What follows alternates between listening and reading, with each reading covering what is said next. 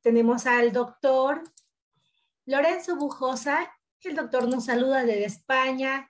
El profesor Bujosa es catedrático por la Universidad de Salamanca. Además, es presidente del Instituto Iberoamericano de Derecho Procesal.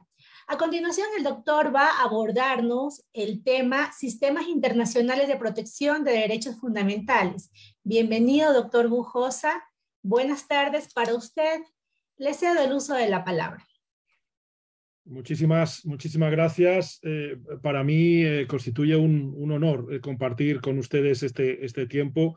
Agradezco a Latin Juris y a Damián Armijos especialmente pues la invitación y la organización y todos los que han colaborado con él en esa iniciativa para abrir, yo creo que la perspectiva, no solo pues escuchando a personas de otros lugares como el doctor Reifard y yo mismo y otros que han participado, sino permitir ese diálogo y ese aprendizaje recíproco que me parece que nos enriquece a todos, ¿no?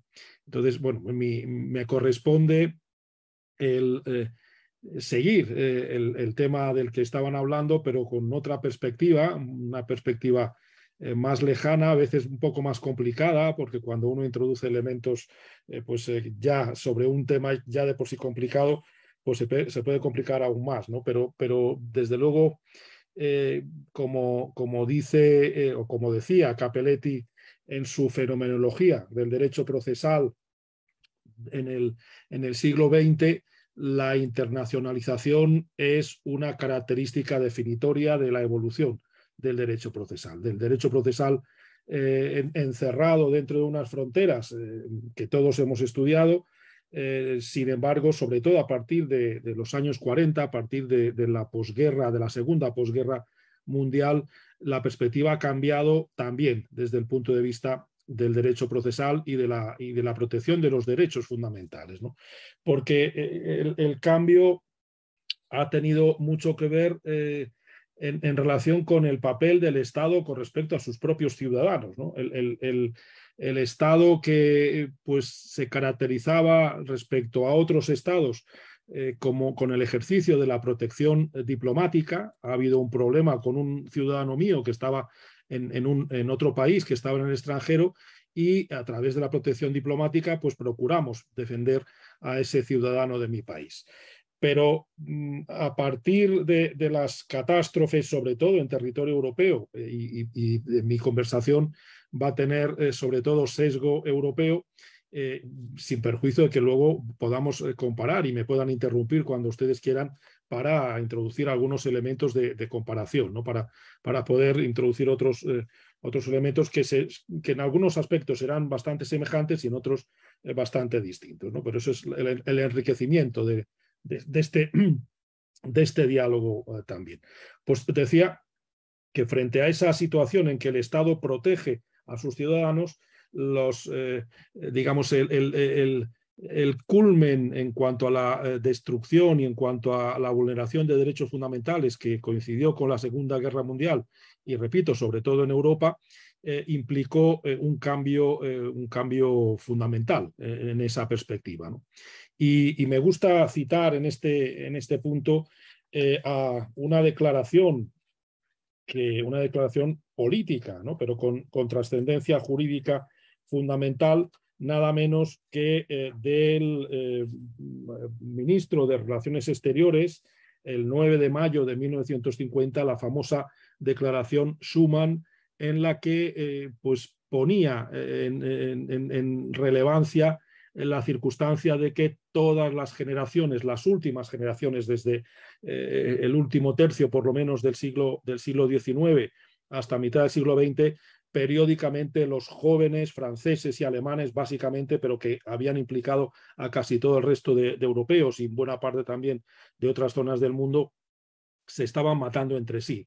Entonces se trataba de pues superar esas dificultades y poner en común, beneficiándose del movimiento europeo que se había creado antes, poner en común nada menos que el carbón y el acero, es decir, las materias primas que sirven, la siderurgia, para hacer cañones, ¿no? para hacer armas. Eso más directamente dio lugar a la creación de las comunidades europeas, de la Comunidad del Carbón y el Acero, de la Comunidad Europea de la Energía Atómica y algunos años después de la Comunidad Económica Europea, que con el avanzar del tiempo dieron lugar a lo que yo creo que es una organización de integración bastante exitosa. Podemos ser optimistas o pesimistas cuando la valoramos, pero yo creo que objetivamente tiene bastantes puntos positivos, que es la Unión Europea, ¿no?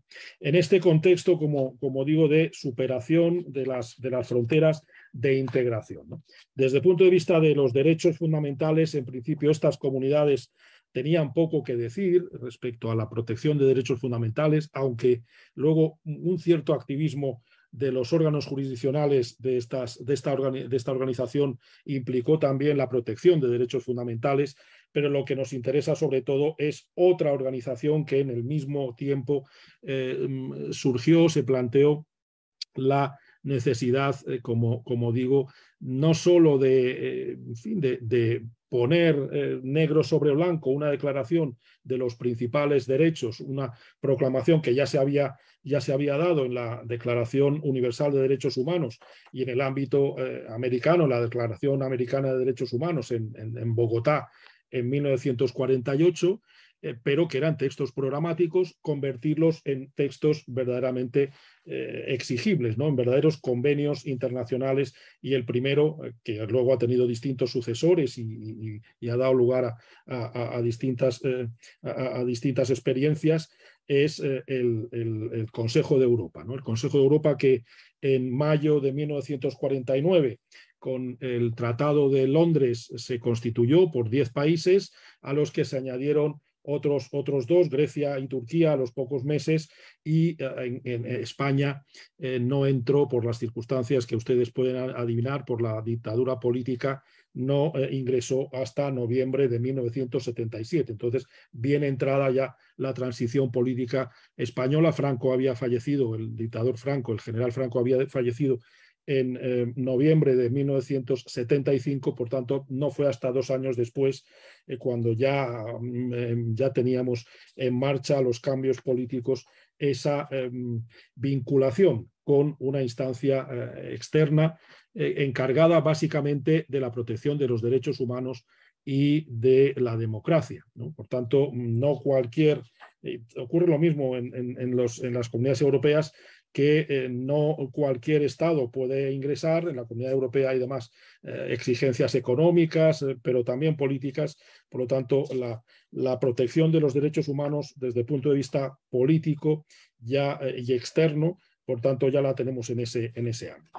Pero la principal creación, el principal fruto para la historia del derecho del Consejo de Europa fue, y yo creo que sigue siendo, en el 4 de noviembre de 1950, la elaboración y la aprobación del Convenio Europeo de Derechos Humanos y Libertades Fundamentales, que luego, con todos sus protocolos, ha constituido, yo creo que, un valioso ejemplo de protección más allá de las fronteras de los derechos humanos y las libertades fundamentales. Pero fíjense que aquí ya la protección diplomática cambia de perspectiva. No es el propio Estado que defiende a sus ciudadanos, sino que se ve al propio Estado como quien amenaza o quien vulnera los derechos fundamentales, y por lo tanto necesitamos una instancia de protección en relación con o frente al propio Estado. Esto no es fácil. Estamos hablando de puntos importantes cercanos a la soberanía de cada uno de los estados, y implica una cesión, una cierta cesión también política de ejercicio de la soberanía. Eso podríamos discutir con los internacionalistas hasta qué punto, pero está claro que el Estado que se vincula a este texto, o luego a partir del 69 a la Convención, al Pacto de San José de Costa Rica, que es muy semejante a este texto europeo, pues se obliga a someterse a ese catálogo de derechos y en principio a cumplir lo que se exige en este convenio. Pero además estos textos tienen la gran originalidad y la gran novedad de que no solo tienen esa parte dogmática, tienen esa relevancia de enumerar una serie de derechos a los que los estados se obligan a respetar, sino además tenemos la creación de unos órganos específicos, algunos de ellos no son de nueva creación a través de ese convenio europeo, sino que ya se utilizan algunos órganos preexistentes dentro del Consejo de Europa, como la presidencia, la Secretaría General, el Comité de Ministros, ¿no? Pero se crea, igual que el Pacto de San José, crea una comisión, la Comisión Europea de Derechos Humanos y el Tribunal Europeo de Derechos Humanos con actividades relevantes en ese sentido, es decir, encargados de interpretar y de aplicar los derechos que el propio convenio proclama, ¿no? Y en su versión original, como ven, es muy parecida la estructura orgánica de este texto de 1950 con el posterior del Pacto de San José de Costa Rica, ¿no? Dos órganos, comisión que conocerá en primer lugar y el tribunal que conocerá en segundo lugar. Pero es relevante en ese sentido que, y ocurre no de forma idéntica en el Pacto de San José de Costa Rica, que hay unas declaraciones específicas, unas declaraciones adicionales para que tenga un funcionamiento pleno todo este sistema internacional. Debo decir que eso estoy hablando de la versión originaria que fue sobre todo en la reforma de 1994, modificada sustancialmente, ¿no? Y luego perfeccionada por algunos protocolos posteriores. Tenemos el convenio y 16 protocolos que han modificado o han añadido derechos protegibles, pero otros han supuesto modificaciones a esta estructura orgánica, como digo, el protocolo número 11 de 1994, modificaciones de relevancia, que ahora también les voy a mencionar. Pero en la versión original hay que tener en cuenta, y ahí hay ciertas semejanzas y ciertas desemejanzas con el sistema interamericano, que el artículo 25 originario permitía que la comisión recibiera reclamaciones, recibiera quejas, demandas, si quieren, de cualquier persona, de organizaciones no gubernamentales o de grupos de individuos reclamándose o alegando ser víctimas de violaciones por uno de los estados contratantes, mayoritariamente el propio estado de nacionalidad, pero para ello el estado correspondiente tenía que haber declarado que reconoce, a través de una declaración específica, que reconoce esa competencia de la comisión. Por tanto, en principio, se permitía que la comisión recibiera reclamaciones del resto de estados contratantes del Convenio de Europa. Por tanto, como ven, la idea estructural es la misma, pero la declaración facultativa no es idéntica a la del Pacto de San José de Costa Rica. Aquí, si no había declaración facultativa, las reclamaciones, las demandas individuales no se permitían, ¿no? España emitió esas declaraciones, las emitía periódicamente porque se permitía una declaración temporal, por tanto por 2 años, y luego se emitía otra declaración prorrogando esa autorización para que pudieran entrar en esa instancia no jurisdiccional, pero sí cuasi jurisdiccional, que encargada también de examinar los hechos que se estaban reclamando y viendo si había una vulneración de alguno de los derechos y libertades proclamados en el convenio. Y luego, una vez adoptada la decisión respecto a ese caso concreto por la comisión, a partir del artículo 38 se regulaba esa otra institución importante, el Tribunal Europeo de Derechos Humanos, formado por tantos, eso permanece, sigue existiendo, formado por tantos jueces, como estados miembros de ese convenio internacional, que es el Convenio Europeo de 1950. Pero aquí también teníamos una cláusula facultativa, la posibilidad, según el artículo 46, de que cualquier Estado, cualquier alta parte contratante podía declarar específicamente que reconoce como obligatoria y sin ulteriores convenios la jurisdicción del tribunal en las materias relativas a la interpretación y a la aplicación de la presente convención. Por tanto, que pudiera entrar en juego, que pudiera entrar en funcionamiento el Tribunal Europeo de Derechos Humanos exigía también una declaración específica por parte del Estado, que fuera. Es igual el sistema europeo del americano en el sentido de que todo este sistema todos estos sistemas son subsidiarios, es decir, se pide que se intente agotar los asuntos internos, las vías internas, los cauces internos, antes de poder acudir a este sistema. Pero como digo, hubo un cambio fundamental en Europa que nos ha distanciado un poco más del sistema interamericano, porque a partir de la entrada en vigor de esta modificación de 1994, lo que se plantea es que ese tribunal, que se reunía solo en algunos casos, solo en algunos momentos, por uno de los principales problemas que tiene este sistema europeo es el éxito que tiene, ¿no? Les hablaré de cifras dentro de unos minutos, pero verán que es enorme la cantidad de asuntos que debe conocer cuando funciona por salas limitadas, con funciones limitadas también, y el problema es, como digo, de éxito, de poder encauzar todas las reclamaciones que pudieran recibirse, que se reciben todos los días en la sede de Estrasburgo, en Alsacia, en Francia. Digo Estrasburgo porque la sede tampoco es casual.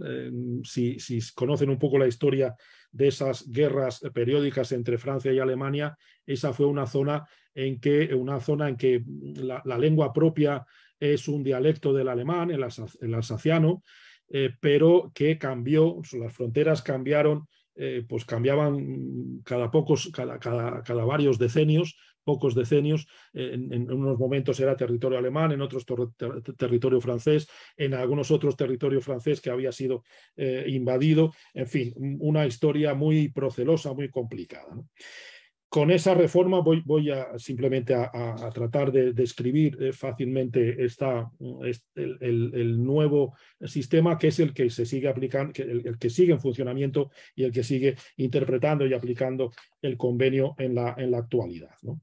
Es un tribunal permanente, con sede en Estrasburgo, decía, y que, aunque tiene tantos jueces como estados miembros del Consejo de Europa, que son pues 40 y tantos en la actualidad, solo de los estados europeos, y además es Europa en sentido amplio, ¿no? Los países del Cáucaso entran y pues hasta hace pues pocos meses estaba Rusia, que fue suspendida del Consejo de Europa por la situación que todos ustedes conocen, por la guerra de agresión contra Ucrania, y Bielorrusia, que por no ser un Estado democrático no está incluido en el Consejo de Europa.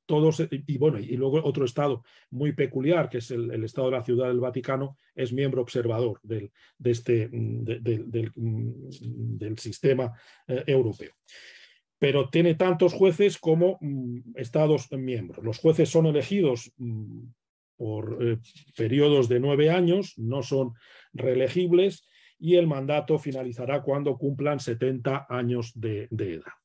No quiere decirse que funcionen, que se reúnan todos a la vez, sino que se integran en salas.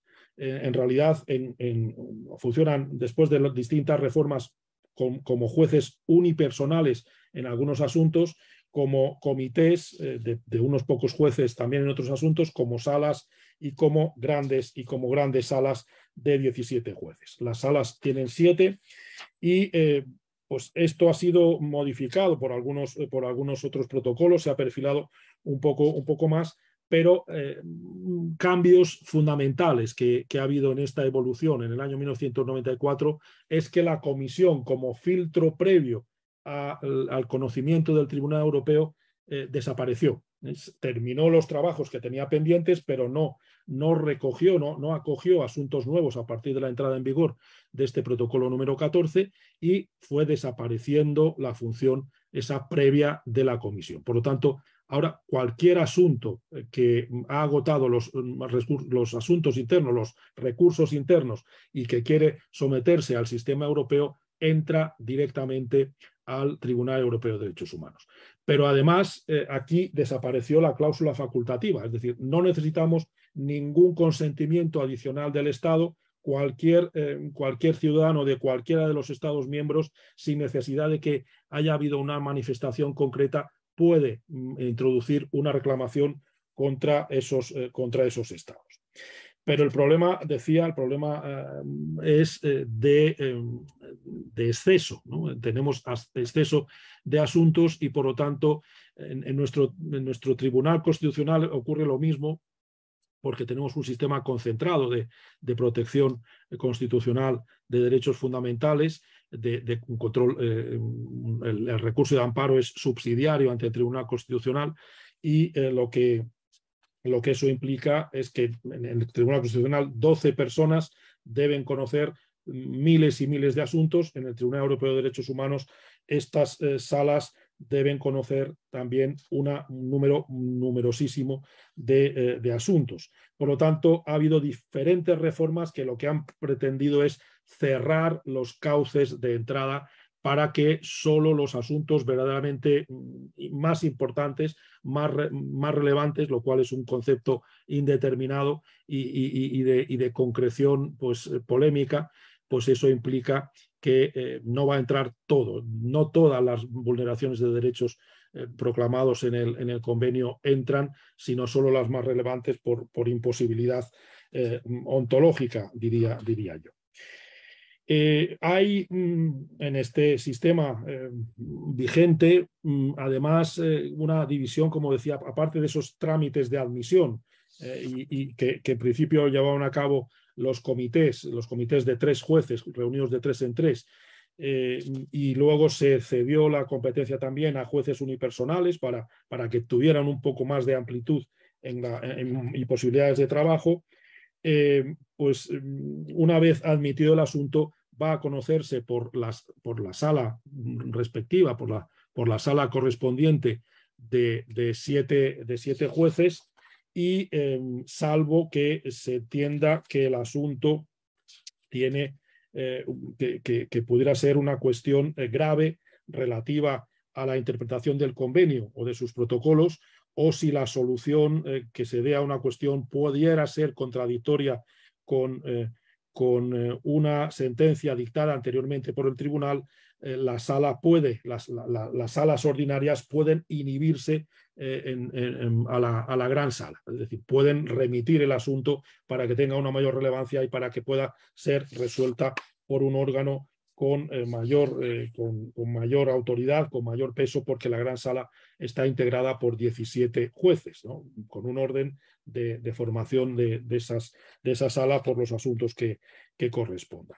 Y en cualquier caso, si no se remite a la gran sala directamente el asunto, porque no se considera de esa especial relevancia, una vez dictada la sentencia por parte de las salas ordinarias, va a poder ser elevada la cuestión, digamos, en una especie de apelación a la gran sala, ¿no? Hay, por tanto, posibilidad de un doble examen por parte de esa gran sala en cuanto a los asuntos dictados en primera instancia por las salas ordinarias. En todos estos casos, no lo he dicho, pero conviene señalarlo, y esto es igual en el Pacto de San José de Costa Rica, permanece la posibilidad de que cualquier individuo, cualquier organización no gubernamental o grupo de particulares presenten demandas individuales y que también se presenten esas demandas por parte de los distintos estados. Debo decir que, a diferencia del sistema interamericano, la historia y la evolución del sistema europeo ha implicado sobre todo asuntos contenciosos. Son escasos las opiniones consultivas en las que se ha referido el sistema europeo. y en muy pocos casos, creo que hay un asunto solo que fue entre estados, es decir, las demandas interestatales, un estado que reclamó a otro un estado europeo, y el resto de los asuntos han sido las reclamaciones individuales de personas físicas, ONGs o grupos de individuos, las que han dado lugar a una valiosa jurisprudencia, a un acervo jurisprudencial que además ha servido, se ha hablado de que es el orden público común, el orden público europeo, un mínimo común denominador en materia de derechos fundamentales y de libertades, que luego ha servido como acervo a la otra organización, a la Unión Europea, una organización de especial integración que ha pretendido en los estados, que todos son miembros del Consejo de Europa, pero que quieren ir más allá en la creación de un espacio judicial europeo. Digo que ha servido de base esa jurisprudencia para perfeccionar, para aumentar, para ir un poco más allá de lo previsto. Los números, las estadísticas. Desde 1959, que fue cuando se puso en funcionamiento el tribunal, se ha dictado 22.500 sentencias. Fíjense, 22.500 sentencias. Por lo tanto, es muy difícil bucear en todas las... Hay un buen buscador, UDOC, pero son muchísimas las sentencias. Puede ser interesante también señalar que el 40% de esas sentencias han tenido tres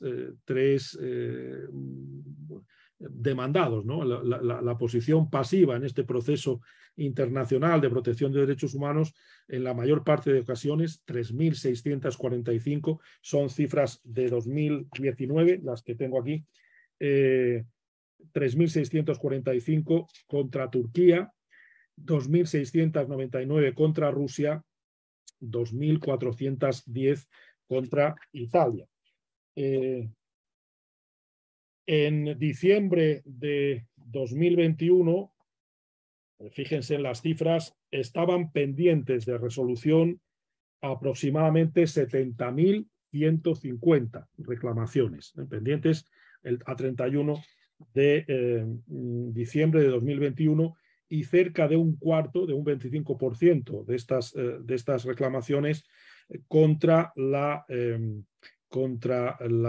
Federación Rusa, ¿no? El 24,20% contra la Federación Rusa, el 21,70% contra Turquía, el 16,20% contra Ucrania, el 8,10% contra Rumanía, el 5,20% contra Italia. Italia ya han visto que es uno de los estados que más reclamaciones han tenido.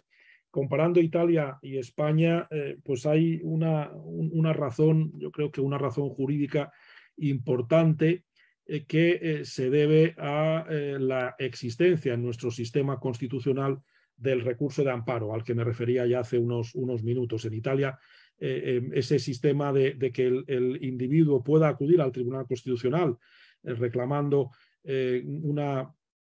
una vulneración de derechos humanos, libertades fundamentales, no existe. Existe la cuestión de inconstitucionalidad. El juez ordinario que entiende que hay una vulneración de la Constitución sí puede remitir el asunto al Tribunal Constitucional, pero no es como en Alemania, el Bundesbeschwerde, y España, acogiendo ese modelo alemán, permite que no solo los ciudadanos, sino todas las personas puedan actuar ante el Tribunal Constitucional de manera subsidiaria buscando protección, ¿no?, de sus derechos fundamentales proclamados en la Constitución. Eso hace que, al faltar esa fase, ese trámite en Italia, no haya un filtro que en cambio en Alemania y en España sí existe. Por lo tanto, hay otra forma de proteger esos derechos, lo cual no implica que no haya luego reclamaciones de españoles y de alemanes, desde luego, ante el Tribunal Europeo,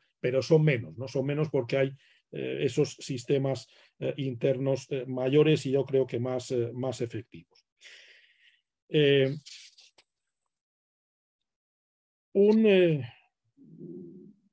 ¿Qué asuntos han sido objeto de mayor reclamación? Pues un 20% el derecho al juez equitativo, ¿no? El derecho a un proceso equitativo con todo lo que eso implica, ¿no? Lo que en el ámbito latinoamericano conocemos sobre todo el proceso debido, las garantías del proceso debido. El 20% de asuntos han tenido relación con el artículo 6º del convenio. También prohibición de tortura y tratos inhumanos y degradantes, el 19%, derecho a la libertad y seguridad, el 18%, y luego otras vulneraciones en menor entidad, la protección de la propiedad, protección de la vida privada. Y debo decir que hay ejemplos de expansión en cuanto a estas proclamaciones. Expansión en el sentido, por ejemplo, creo que un ejemplo claro es la protección ambiental que no aparece en el Convenio Europeo de Derechos Humanos. Sé que en el ámbito latinoamericano aparece ya en el protocolo de San Salvador, que supone una expansión hacia los derechos económicos, sociales y culturales, pero no en el Convenio Europeo. No hay ningún protocolo tampoco que añada eso. Sin embargo, a través de derechos que sí están expresos, que sí están formulados, por ejemplo, el derecho a la inviolabilidad del domicilio, a la vida privada, etcétera, con una interpretación, diría yo, atrevida, se ha protegido el medio ambiente en estos casos. Por ejemplo, el caso López Ostra contra España supuso una condena a nuestro país por vulneración de la salud de la señora López Ostra por esta señora vivió durante prácticamente toda su vida frente a un polo contaminante, frente a una depuradora de aguas, de aguas sucias, que implicaba una contaminación que la fue enfermando.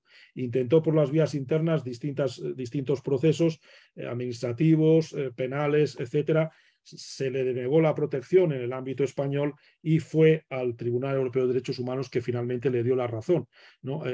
Fue la primera condena a España en materia ambiental, dejando claro que se protegía el medio ambiente, aunque no aparece expresamente en esa proclamación de derechos. Otro de los problemas que ha tenido, y ustedes me dirán qué reflejo tiene ese problema en el ámbito latinoamericano, es cuando tenemos una sentencia que declara que ha habido una infracción, una vulneración de un derecho fundamental, qué efectos tiene en el ámbito interno. Y eso supuso pues polémicas importantes en España y en otros países. Los efectos son en dos sentidos. Un efecto, la doctrina ha hablado de un efecto de cosa interpretada, en el sentido de la formación de todo ese acervo jurisprudencial, todas esas sentencias que han ido interpretando los distintos derechos, por ejemplo, el derecho al juicio justo y equitativo y a las implicaciones que esto conlleva, tienen un acceso a los distintos ordenamientos internos, por ejemplo en España, a través de lo que se ha llamado la cláusula de apertura constitucional, que es el artículo 10.2 de nuestra Constitución. Dice que las normas relativas a los derechos fundamentales y a las libertades que la Constitución reconoce se interpretarán de conformidad con la Declaración Universal de Derechos Humanos y los tratados y acuerdos internacionales sobre las mismas materias ratificados por España.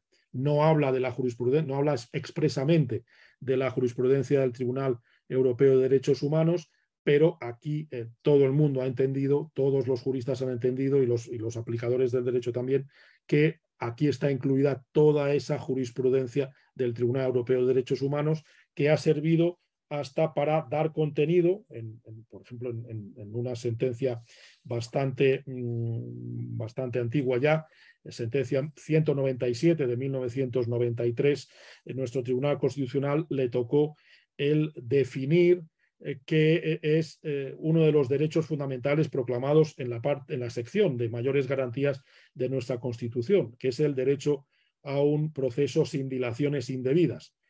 pero es una expresión indeterminada que necesita una concreción. Cuando se vulnera ese derecho fundamental a un proceso sin dilación y sin debida, se planteó nuestro Tribunal Constitucional, y para responder a esa cuestión lo que hizo fue acudir a lo que había respondido el Tribunal Europeo de Derechos Humanos al interpretar y aplicar un derecho no formulado con las mismas palabras, pero sí con el mismo contenido, es decir, el derecho a un proceso en un plazo razonable, que es como se formula en el Convenio Europeo de Derechos Humanos. Y por lo tanto lo que hizo el Tribunal Constitucional fue acoger esa doctrina jurisprudencial, y luego la verdad es que la alteró y la dejó un poco desvirtuada, porque de los parámetros que venían del Tribunal Europeo añadió uno más y enturbió un poco la cuestión, y de hecho fue objeto, esa decisión fue objeto de críticas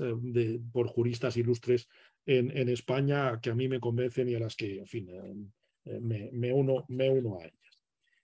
Pero es decir, tengan en cuenta que esa jurisprudencia se ha formado no solo respecto a España, sino respecto a todas las sentencias del Tribunal Europeo, la mayoría de las cuales no se refieren directamente a España. También hubo un cambio normativo fundamental en 1988, el año que yo acabé la carrera, acabé la licenciatura, que se llamaba entonces en Derecho, porque se entendió que el artículo 6 del Convenio Europeo impedía que el propio juez que había investigado, tenemos en España todavía el juez de instrucción, el juez que dirige la investigación, y en ese momento en España, en 1988, en los procesos más abundantes, procesos penales más aplicados, el juez que había investigado era el que tomaba la decisión, el que dictaba sentencia. Y se entendió que el Tribunal Constitucional, al que se planteó esta cuestión,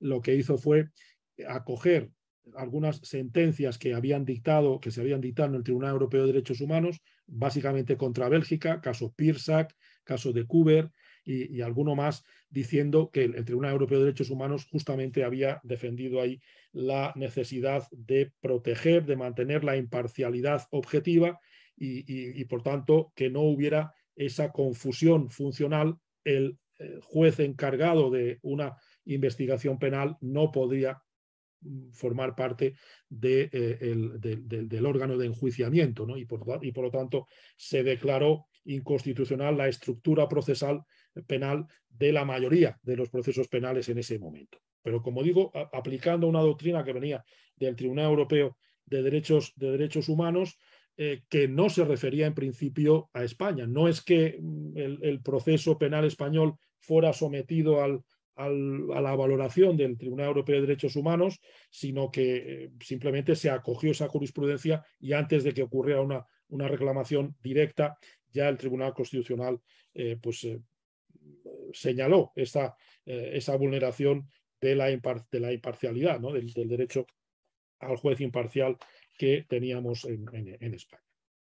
Pero los mayores problemas, aquí como ven, funcionó bastante bien ese diálogo entre el Tribunal Europeo de Derechos Humanos y el Tribunal Constitucional, pero los problemas vinieron en un sentido mucho más concreto, es decir, los casos en los que la demanda se ha dirigido contra España, se ha reconocido ante las instancias de Estrasburgo, del Tribunal Europeo de Derechos Humanos, se ha reconocido una vulneración, que España ha vulnerado algunos de los derechos proclamados ahí, y entonces qué eficacia concreta, ya no de cosa interpretada, sino qué eficacia concreta, o si quieren, cómo se ejecuta esa sentencia en el ámbito interno. Y ahí ha habido una cierta confusión, porque se ha hablado de que las sentencias del Tribunal Europeo de Derechos Humanos son meramente declarativas, y aparentemente es así, declaran si ha habido una vulneración o no, pero recuerden que tanto el Pacto de San José como el Convenio de Roma, el Convenio de 1950, introducen la obligación de acatar las sentencias del Tribunal Europeo. Por tanto, ¿qué significa eso de acatar? Es decir, si somos condenados, pagamos una satisfacción, una cantidad monetaria una satisfacción que se ha llamado sustitutoria. Eso siempre es una mala solución porque supone a ver si lo sé decir, monetarizar los derechos fundamentales, ¿no? Si podemos pagarlo, resulta que antes habremos podido vulnerar lo que queramos. No, no es eso lo que implica la protección de derechos fundamentales. Por lo tanto, es una solución limitada, incompleta, ineficaz. Es el convertir la vulneración de derechos humanos en la obligación de pagar un dinero para compensar.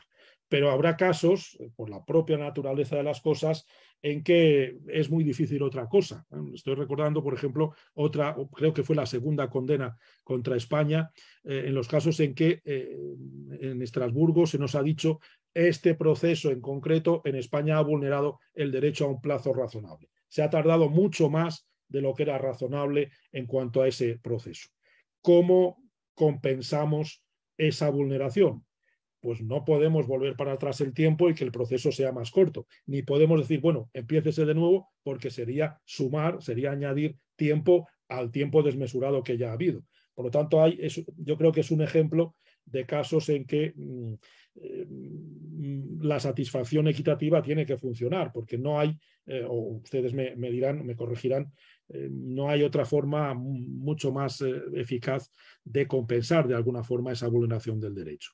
Pero otras, por ejemplo, cuando se diga, el ejemplo que antes les ponía, el juez no ha sido imparcial y por lo tanto el resultado de esa sentencia pues no es adecuado, ¿no? Ha vulnerado las garantías procesales y aquí hay, y ustedes me entenderán perfectamente, hay un problema adicional porque recuerden que para acudir a esa instancia exterior hay que agotar los recursos internos. Si hay que agotar los recursos internos, normalmente son recursos judiciales, lo que tendremos es sentencias, tendremos resoluciones jurisdiccionales con fuerza de cosa juzgada, lo cual implica que en principio no se pueden revisar, no se pueden rescindir. Es la fuerza, la seguridad jurídica implica que haya un momento en que el proceso termine y por tanto eso, y además se considera por el Tribunal Constitucional Español, se llega a un momento en que la decisión es inmodificable. Pero claro, con la paradoja de que tenemos en la perspectiva interna una resolución inmodificable, con fuerza de cosa juzgada, pero que nos dicen desde Estrasburgo, en esa sentencia inmodificable ha habido una vulneración de derechos fundamentales. Por tanto, se planteó ya en la primera condena contra España, el caso Barberá, Meseguer y Jabardo, en diciembre de 1988, fue un caso especialmente dramático porque era un caso de terrorismo de un grupo, no era ETA, no era el más conocido de los que hemos sufrido en territorio español, pero sí un grupo terrorista que operaba sobre todo en Cataluña, en Barcelona, y que bueno, fueron detenidos después de poner una bomba a un empresario catalán, una bomba pegada al pecho, que le dijeron que no la podía tocar, se manipuló, murió ese señor y bueno, fueron detenidos las 3 personas que parece que estaban implicadas en el asunto. Los temas terroristas están centralizados en España ante un tribunal de Madrid, se les llevó a Madrid, pero como digo, en el Tribunal Europeo de Derechos Humanos se dijo que ese proceso penal no había respetado suficientemente las garantías del proceso debido, ¿no?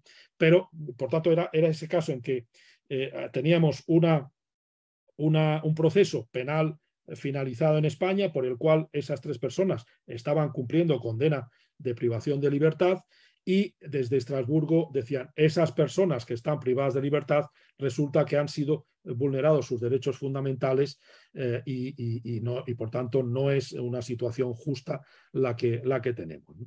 Entonces se planteó la necesidad, los abogados de estas 3 personas que estaban privadas de libertad intentaron la eficacia interna de esas sentencias con resultados desiguales según las instancias. Finalmente llegó el asunto al Tribunal Constitucional y para resolver el caso concreto se sacó de la manga el concepto de violación actual. Es decir, el Tribunal Supremo había dicho que no se podía modificar, teníamos efecto de cosa juzgada, no había ningún cauce legal para esa modificación, pero el Tribunal Constitucional dijo hay personas que están privadas de libertad, por tanto, con una violación actual de sus derechos fundamentales como consecuencia de algo que en Estrasburgo nos han dicho que es contrario a los derechos fundamentales, ¿no?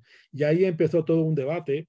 Luego hubo otros casos en que no había nadie privado de libertad, pero sí se había señalado que habían sido juzgados de forma inadecuada, por ejemplo, por vulneración del derecho a un juez imparcial.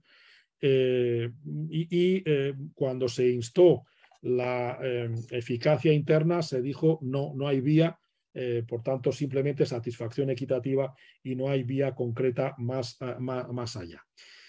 Sin embargo, luego pasaron los años y la jurisprudencia interna se hizo un poquito más flexible y sin embargo en 2015 se introdujo lo que ya teníamos en ejemplos de otros países, que fue un cauce específico, en realidad un motivo adicional de revisión en los distintos órdenes jurisdiccionales. Hay una norma nueva en la ley orgánica del Poder Judicial, pero también tiene su reflejo como un motivo de revisión adicional en el Código Procesal Penal, en el Código Procesal Civil, en las distintas normas que establecen procesos en lo contencioso administrativo, en la jurisdicción social, etc. Les voy a leer lo que dice este artículo 5 bis, introducido por la Ley Orgánica 7/2015, y verán justamente lo que se pretende, es dar un cauce específico para dar eficacia a estas sentencias del Tribunal Europeo. Dice, se podrá interponer, habla de recurso, esto ya es una primera crítica que podemos hacer, porque tal como entendemos el concepto de recurso, el recurso cabe contra sentencias que no son firmes, que no tienen efecto de cosa juzgada. Por lo tanto, no es adecuado hablar de recurso de revisión. Sería un proceso de revisión contra una sentencia firme. Pero el legislador es ambiguo en la utilización de este término. Está claro que aquí pone se podrá interponer recurso de revisión ante el Tribunal Supremo contra una resolución judicial firme con arreglo a las normas procesales de cada orden jurisdiccional cuando el Tribunal Europeo de Derechos Humanos haya declarado que dicha resolución ha sido dictada en violación de alguno de los derechos reconocidos en el Convenio Europeo para la protección de los derechos humanos y libertades fundamentales y sus protocolos, siempre que la violación por su naturaleza y gravedad entrañe efectos que persistan y no puedan cesar de ningún otro modo que no sea mediante esta revisión. En definitiva, yo creo que esto trata de cerrar un poco el cuadro de que el Estado pues permite ese control externo, ese control supranacional en cuanto a su respeto de derechos fundamentales, y luego tiene que permitir que los efectos de ese control tengan también eficacia interna, pero sin embargo hemos tenido ese decalaje, esa diferencia durante muchos años, lo cual era una paradoja, también era una contradicción en nuestro sistema. Luego, en ese otro ámbito que les decía de mayor integración, que es la Unión Europea, en la que ahora tenemos 27 estados, todos ellos están integrados en el Consejo de Europa y todos están vinculados por el Convenio Europeo de Derechos Humanos, pero como les digo, han ido en algunos aspectos mucho más allá en la creación de lo que se llamó a partir de cambio de siglo, ¿no? De finales del siglo XX, principios del XXI, y se ha ido construyendo el espacio de libertad, seguridad y justicia en el ámbito europeo, facilitando la cooperación, la protección de los derechos humanos. Y entró en vigor la Carta de los Derechos Fundamentales de la Unión Europea, en principio texto programático, pero luego a partir de la última reforma de los tratados que rigen la Unión Europea, pues ya como texto plenamente exigible y quiere decir controlable no por el Tribunal Europeo de Derechos Humanos, sino por el órgano jurisdiccional que está en este sistema de la Unión Europea, que es el Tribunal de Justicia de Luxemburgo. Por lo tanto, ahí también tenemos ejemplos específicos de protección de derechos fundamentales, aunque su función directa no sea, como la del otro Tribunal Europeo de Derechos Humanos, la protección de esos derechos humanos y las libertades fundamentales. Bueno, me he extendido mucho, pero también quería darles la ocasión de comentar, de comparar, de preguntar lo que ustedes consideren. Como ven, son sistemas parecidos, sobre todo en su origen, al sistema interamericano, pero con cambios y estoy seguro que con problemas, ¿no? Con algunos problemas, porque hay un vertiente política siempre en la vulneración de derechos fundamentales, sobre todo los que lamentablemente han caracterizado a algunos países, Colombia, Perú, etcétera, violaciones masivas de derechos humanos con implicaciones políticas directas que pues tienen implicaciones mayores, y eso ha dado lugar, como saben, a una historia pues compleja en cuanto al respeto a esas decisiones de la Corte Interamericana de San José de Costa Rica. No sé, si alguien quiere participar, quiere comentar alguna cosa, preguntar, pues estaré encantado de dialogar con ustedes. Muchas gracias, profesor Bujosa, por su excelente ponencia, por aclararnos muchas dudas. Es muy importante ver también, ¿no?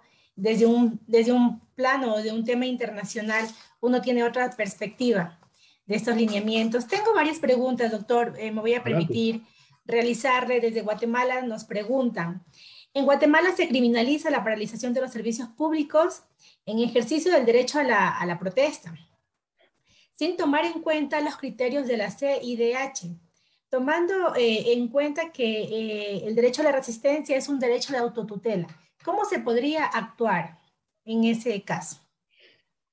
Tengan en cuenta que esa dimensión internacional tiene una dimensión política, ¿no? Y eso tiene mucho que ver con pues, el gobierno de turno y su respeto a esas instancias de control, porque tiene, por un lado, estos tribunales o estas cortes funcionan con autoritas, ¿no? Nosotros, ¿por qué vamos a respetar lo que dice ese tribunal? Pues porque está formado por jueces íntegros, por jueces que tienen su experiencia. Me consta en el caso de la Corte Interamericana, sin ninguna duda, algunos son respetados y admirados amigos, y por lo tanto su decisión es meditada, no es arbitraria en principio, y en fin, y los estados se han comprometido a cumplir y a acatar lo que dicen esas sentencias.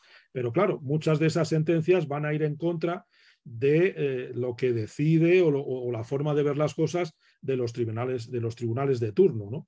Por lo tanto, es verdad, y creo que lo decía antes contestando a mi discípulo Walter Reifert, Víctor Mora, ese elemento de formación, ¿no? De educación de todos los políticos de todo el hemisferio en el cumplimiento y el respeto a los derechos fundamentales, yo creo que es importante, ¿no? El hacerles ver que es bueno a medio plazo, a lo mejor no a corto plazo, ¿no? Porque no les conviene pues, dar respuesta por las coyunturas políticas, no les conviene dar respuesta a las demandas sí, a las demandas de ciertos grupos, pero a la larga, si ha habido ese control convencional externo, pues a la larga estamos en un sistema de mayor integración, de mayor respeto, y por lo tanto, pues con todos los defectos y con todas las necesidades de perfeccionamiento, pues tiene su sentido que lo cumplamos y que no hagamos como han hecho algunos de los países hermanos, algunos, bueno, gracias a Dios poquitos, decir, bueno, se resuelve en contra de lo que nosotros hemos dicho. El gobierno dice, pues entonces me salgo del sistema. Me salgo del sistema porque no me conviene lo que me están diciendo. Esto debería, claro, el problema de todo esto es si uno se sale, ¿qué consecuencias tendrá? No tenemos un sistema de sanciones eficaz contra ello, ¿no? Pero por lo tanto, lo que nos queda es esa formación de los juristas, esa formación de los políticos diciendo ustedes se han comprometido con ese sistema de garantías externo, pero por lo tanto lo que tiene que hacer es acatar las consecuencias, no solo decir que sí, que muy bien, que tenemos una sentencia que dice que estamos haciendo cosas mal, sino corregir las cosas que se están mal porque nos sirve de base esa sentencia externa, ¿no? Pero al colega de Guatemala decirle que no es un caso solo de Centroamérica, no son problemas de Centroamérica, también en Europa tenemos esa problemática, ¿no? Pero entre todos tenemos que contribuir, y yo creo que lo que está haciendo Latin Juris hoy mismo pues contribuye a eso, ¿no? Entender el porqué de las cosas y cómo nos conviene a todos que superemos esas dificultades, ¿no? Muchísimas gracias, estimado profesor.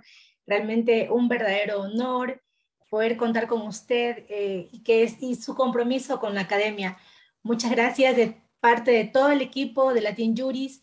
Y pues si de pronto nuestra audiencia no tiene más preguntas, porque realmente creo que es muy, muy claro todo lo que usted nos ha platicado en esta mañana para nosotros, algunos países y tarde para usted.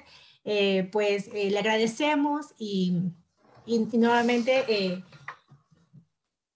no, tenemos uno aquí en el chat de Facebook. Voy a darle paso porque no quiero dejar algunas por fuera. Perfecto. ¿Qué sucede si un Estado no cumple con lo decidido en una sentencia? ¿Qué elemento coercitivo existe para que se cumpla? Pregunta interesante que me permite completar algo que no he dicho. Claro, voy a mencionar lo que ocurre con las sentencias europeas. Es decir, en cuanto al control de la ejecución o la eficacia de las sentencias, hay un órgano encargado específicamente de ese control, que es el Comité de Ministros del Consejo de Europa, que es uno de esos órganos que les decía previos, que ya es un órgano creado por el Tratado de Londres del Consejo de Europa, pero al que se atribuyeron esas funciones en el ámbito del Convenio Europeo de Derechos Humanos. Ahí ha habido también una cierta modificación, porque es un problema serio y un problema que no estaba bien resuelto. Hay una cuestión que es la que a mí me ha preocupado desde hace ya muchos años. El Comité de Ministros está formado por representantes políticos de los gobiernos. Por lo tanto, hay una implicación política en el sentido de oportunidad en cuanto a ese control. Es decir, hay una influencia no estrictamente jurisdiccional, no es aplicación del derecho, sino en la decisión de control del Comité de Ministros, pues puede haber pues mayores afinidades políticas o menores, ¿no? Lo cual pues no creo que sea la situación perfecta. Pero hubo alguna modificación en ese sentido. Ha habido un protocolo que modificó todas estas cuestiones y en esta materia se le concretaron las funciones del Comité de Ministros en el sentido de que periódicamente debe pedir a los gobiernos de turno, al gobierno que ha recibido una sentencia en contra, pedir informes respecto a cómo ha dado cauce a la necesidad de ajustarse a los términos del convenio. Cada vez que se reúne, tiene que figurar en el orden del día esa cuestión. Puede ser que en la siguiente reunión todavía no haya una respuesta o que no haya una respuesta convincente y se plantea la cuestión para el siguiente orden del día, para la siguiente reunión. Puede llegar un momento en que el incumplimiento sea evidente y, por lo tanto, el Comité de Ministros tiene competencia para llevar el asunto de nuevo ante el Tribunal Europeo de Derechos Humanos para que proclame si ha habido una vulneración por ese incumplimiento del convenio, ¿no? Lo cual, pues básicamente, para traducirlo a términos coloquiales, sería sacar los colores a ese Estado.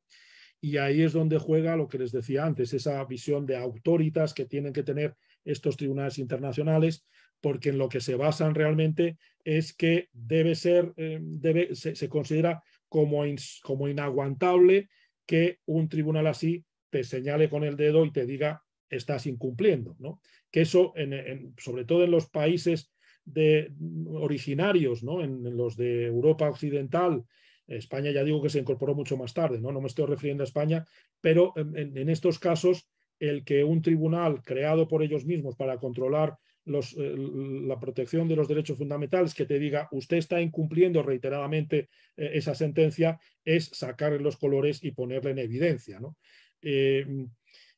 Claro, en otros contextos, como cuando otros países del este con democracias mucho más endebles y tradiciones, España tiene una tradición democrática también limitada, pues ahí la situación es un poco más, más delicada, ¿no? Porque o en algunos países pues de estructura política autoritaria, también en el ámbito de América Latina, que a lo mejor al mandatario de turno le puede interesar más decir, no, nos están diciendo esto desde San José de Costa Rica, pero eso sería contrario a lo que estamos haciendo, que está perfecto, ¿no? Y a lo mejor le compensa para el caso concreto, ¿no? El tema es un tema muy común del derecho internacional, la falta de sistemas en fin, de coerción cuando hay uno de esos incumplimientos. Porque, claro, una de las posibilidades es lo que ha ocurrido con Rusia, echarle del convenio, ¿no? Pero en cuanto a incumplimientos más, claro, Rusia ha invadido a otro país, ¿no? y está ocasionando una guerra tremenda que con consecuencias para todo el mundo, ¿no? Pero en cuanto a incumplimientos mucho más limitados, mucho más concretos, el echar a un país del sistema interamericano o europeo, pues sería una sanción desproporcionada, ¿no? Falta una gradación de sanciones pero que tendrían que ver mucho más con lo político, es decir, que los distintos estados se pusieran de acuerdo, yo qué sé, para presionar al país de alguna forma, pero ya no salimos del sistema jurídico o jurisdiccional tanto del Pacto de San José como del convenio europeo, ¿no? No sé si he contestado más o menos lo que se preguntaba. Perfecto, doctor. Le cedo la palabra para que pueda despedirse de la audiencia.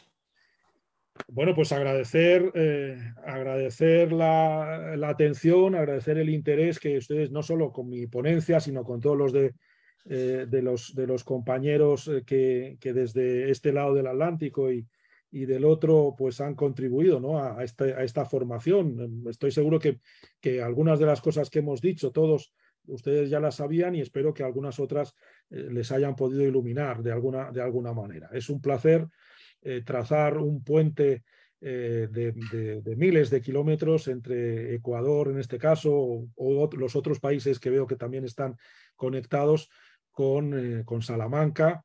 Y pues bueno, a partir del convenio que hicimos Latin Juris y Salamanca, que espero que sea mucho más fructífero, podamos colaborar en el futuro con todos ustedes. Veo que hay alguna cuestión más en el chat.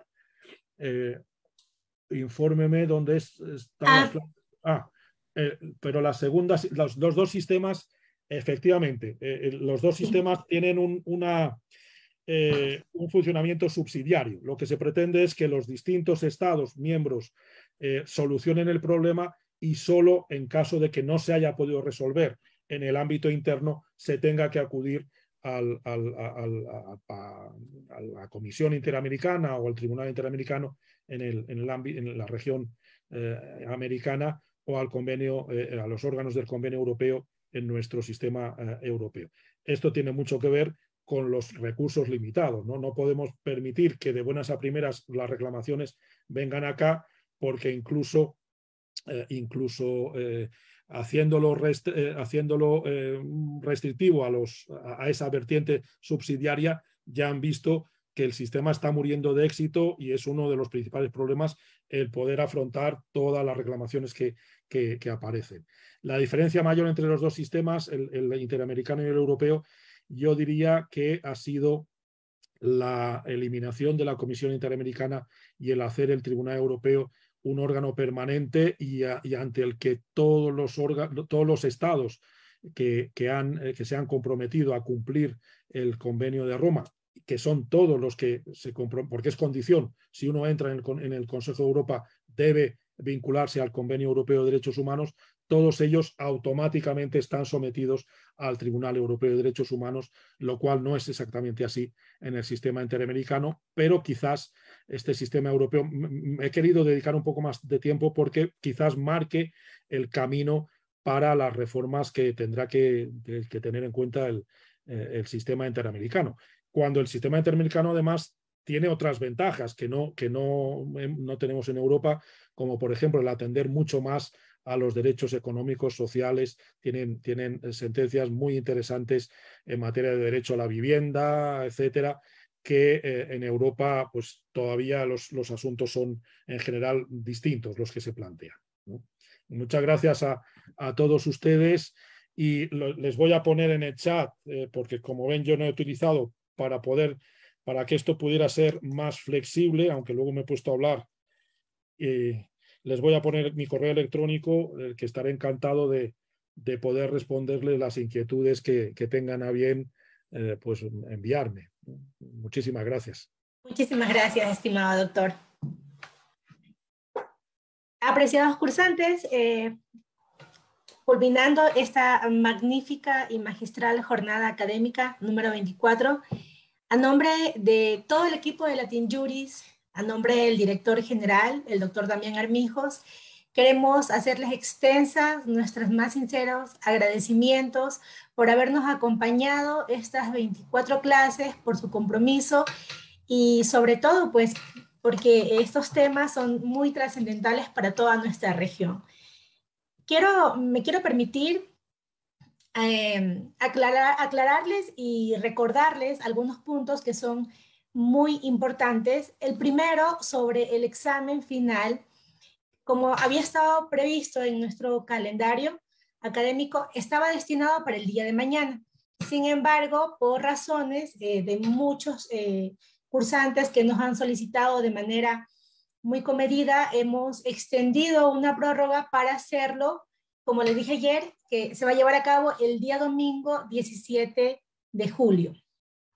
Tomar en cuenta que el examen va a estar habilitado a partir de las 10 de la mañana hasta las 4 de la tarde, sin límite.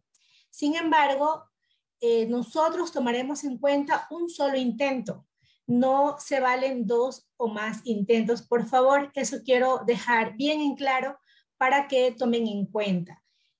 También decirles que en el caso eventual de que no llegasen a aprobar en la primera convocatoria, pues hay un supletorio para que ustedes puedan volver a dar el examen. Yo tengo fe de que todos van a aprobar en el examen final. Hasta el día de mañana voy a subir ya todas las preguntas a nuestro blog, todas las preguntas que faltan de la semana pasada y esta semana en unión, y máximo hasta el lunes vamos a estarles compartiendo en los grupos. Por favor, si alguna persona de aquí no está en los grupos, háganos saber.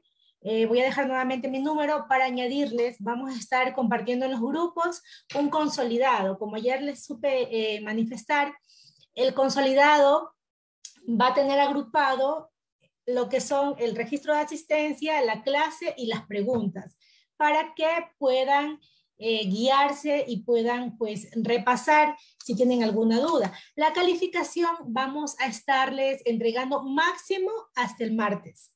El domingo es el examen, máximo hasta el martes se les va a dar la calificación. También, por favor, como ustedes saben, como se les había indicado desde un inicio, los métodos de aprobación son 2. La prueba final o a su vez ustedes pueden realizar un ensayo. Las personas que ya hayan enviado el ensayo, vamos a responderles cronológicamente porque los ensayos se dirigen al tribunal que los califica y tienen que pues darnos las pautas, los parámetros y todo debidamente, ¿no? Y una pregunta más aquí tengo, perdón un momento. El certificado, perfecto.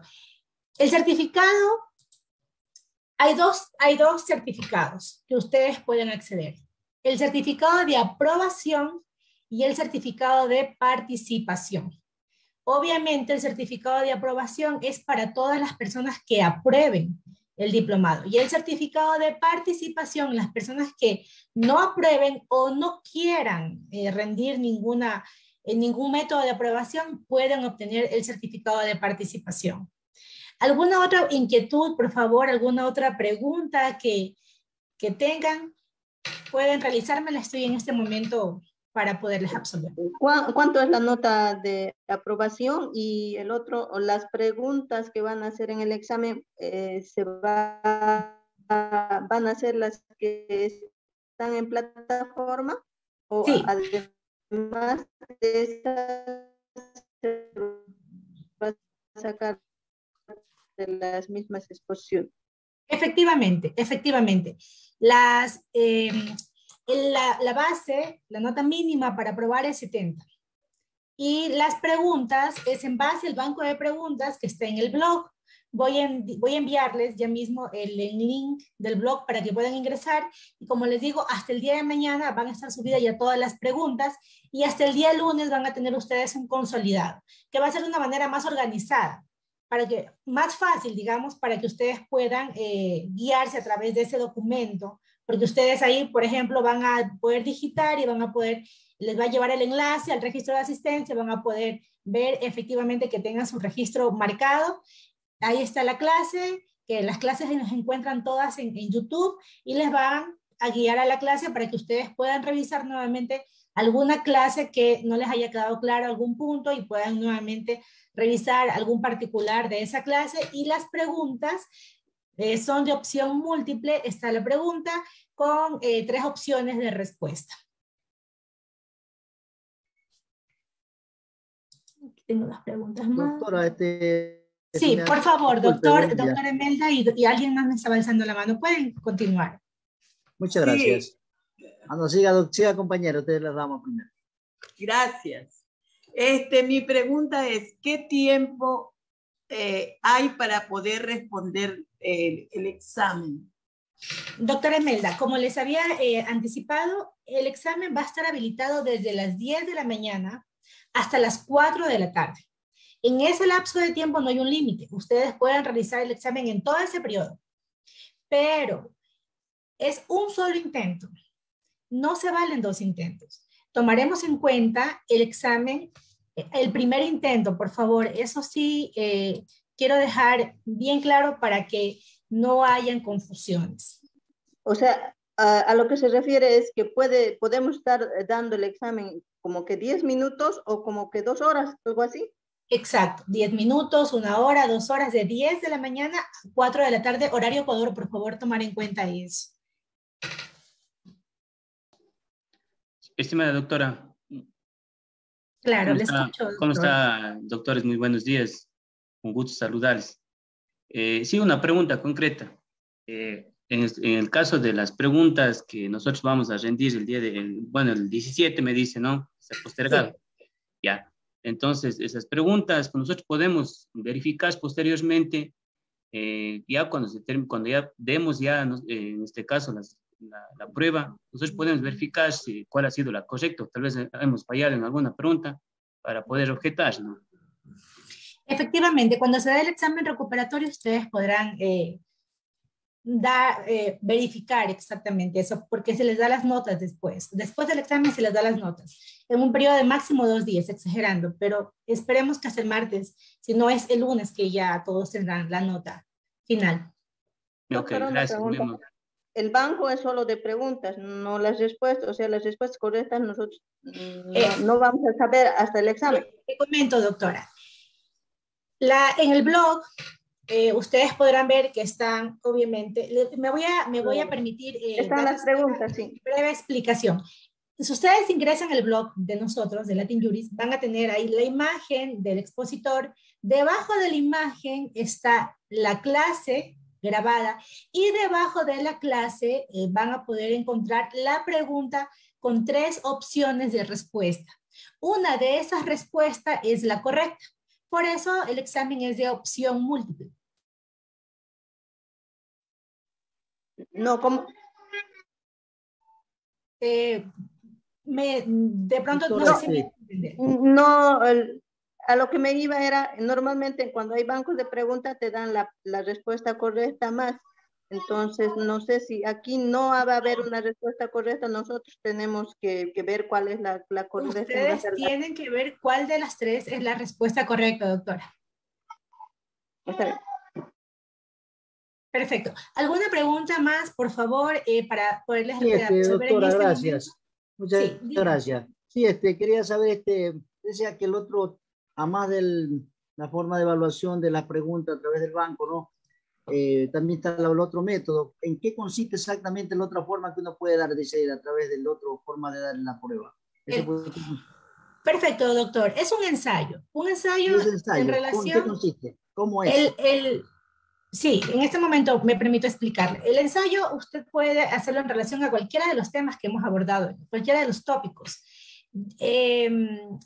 Yo le voy a pasar, me voy a dedicar en este momento a pasarles un documento donde están los parámetros, los lineamientos, donde ustedes pueden guiarse, el tipo de letra, ¿verdad? El formato, cómo tiene que ir ya realizado el esquema del ensayo. Y, y eso también está en el blog, pero yo las voy a pasar por los grupos. Y a raíz de, pues ese ya es su trabajo final y este trabajo se somete a un tribunal que lo va a calificar y esa sería su nota final. Perdón, ese ensayo dice solo de un tema. De un tema, exactamente. Uno de Sí, los doctor. temas que hemos tratado aquí, De cualquiera de uno de ellos. los temas que sea de su interés. Doctora, ¿podría hacer favor? No encuentro, no tengo inconveniente con, no por logro encontrar el blog, ¿dónde lo puedo encontrar? Porque no tengo absolutamente nada a la fecha. Estoy desinformado. Sí, les voy a dejar el blog, por favor. Les voy a escribir. Sí, sí es tan amable, disculpen la molestia.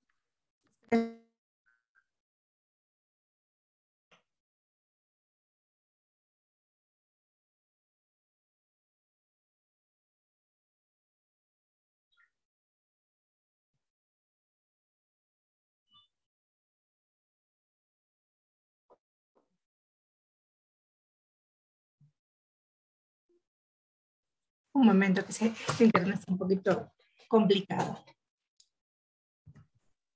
Doctora. Sí, sí, aquí estoy, les estoy escribiendo el blog. Igual les voy a compartir a través de los grupos para que ustedes puedan ingresar directamente en el link. Me pueden seguir preguntando y les voy respondiendo. Doctora, una consulta Claro. sobre el tema de los pagos. Financié ayer los del primer grupo que accedieron al pago de los $80.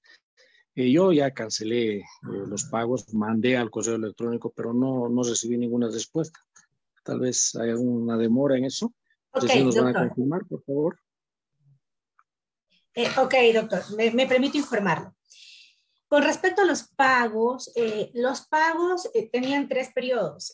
Hace el 21 de mayo estábamos con una oferta, una promoción que era de $80. Las personas que pagaban hasta ese día, pues tenían el beneficio de la oferta, ¿verdad? Posterior a esta fecha, hasta el día de hoy, estamos con el periodo ordinario de $120 y posterior a esta fecha, pues ya entramos en el periodo extraordinario, que serían $150 para las personas que accedan posterior a esta fecha.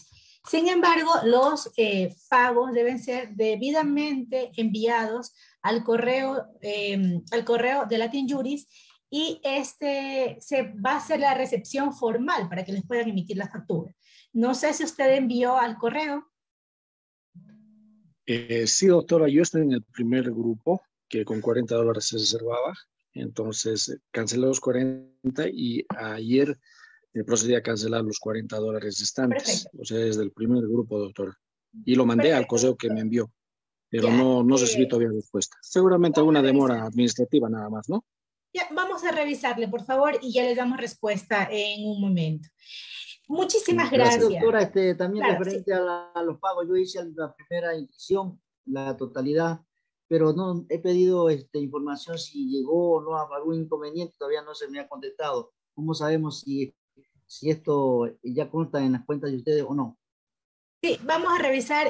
Normalmente, a veces suele haber un poco, esto manejan las contadoras, entonces suele haber un poco de inconveniente con los correos, pero vamos a volver a revisar todos los correos y vamos a darle respuesta en la brevedad posible. Doctora, tengo una consulta. Buenos días con todos, doctores. Buenos días, un gusto. Tengo dos inquietudes. La primera es si un participante, la escribí pero no me dio respuesta.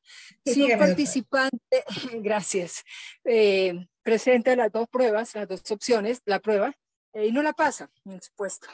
De igual manera le otorgan el certificado de participación o ya no tendría acceso a ese. Efectivamente, doctora, como lo dije en un inicio, como lo expresé en un inicio, hay dos certificados. El certificado de aprobación y el certificado de participación. En el caso de las personas que no aprueben, que no creo que sea el caso, porque el banco de preguntas está bastante claro y yo sé que van a aprobar la mayoría. Y en el caso de las personas que no aprueben o las personas que no quieran a someterse a ningún método de aprobación, pueden obtener el certificado de participación. Tiene igual mucha validez, solo que el certificado de aprobación, pues de pronto para un concurso de méritos y oposición le toman más en cuenta. Claro, gracias. Y la otra consulta es, yo pertenecía al grupo primero respecto del pago. Apliqué para el descuento especial, o sea, $80 en total. Ya hice la cancelación, pero aún no me llega la factura. Usted mencionó hace un instante que emitían la factura, ¿no? Entonces sí me confirmaron la recepción del pago, pero aún no me llega la factura. Solo eso, doctora, y agradecerle a usted y a Latin Juris por tan excelente diplomado, por los profesores de primer nivel, primerísimo nivel, realmente una información que nos ha servido muchísimo a todos. Muy gentil.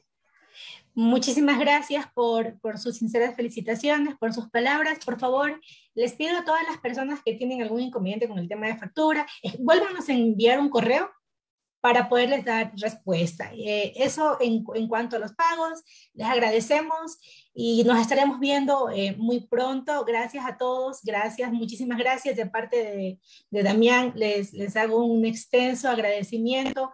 No, él hubiese encantado acompañarnos hasta el día de hoy, pero por razones laborales se le ha complicado muchísimo. Y muchas gracias a todas las personas que han estado pendientes de él. Gracias, doctora, y felicidades y sigan adelante con este. Muchísimas gracias. Me gustaría que en otra ocasión, cuando hagan un diplomado acerca en materia laboral, me gustaría que se me haga saber. Claro, claro que sí. Eso era lo que le quería indicar. Gracias. Gracias, doctora Imelda. Muchas gracias por toda su participación en este diplomado. Gracias a todos. Gracias. Buena tarde. Gracias, muchas gracias. Buenas tardes. Un abrazo para todos y todas.